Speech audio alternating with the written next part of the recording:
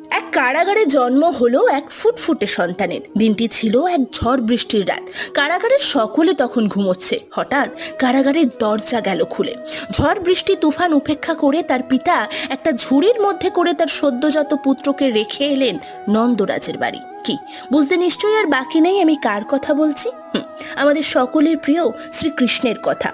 ভাদ্র মাসের কৃষ্ণপক্ষের অষ্টমী তিথিতে মাতা দেবকীর গর্ভে জন্ম হয় তার অষ্টম সন্তান শ্রীকৃষ্ণ। মাতা দেবকী ও বসুদেবের বিবাহের পর ভ্রাতা কংস তাদেরকে সাথে নিয়ে রথে চড়ে যাচ্ছিলেন। ঠিক তখন দৈববাণী হলো বোন দেবকীর অষ্টম সন্তানই হবে কংসের মৃত্যুর কারণ। ব্যাস, বোনকে হত্যা করতে উদ্যত হলেন রাজা।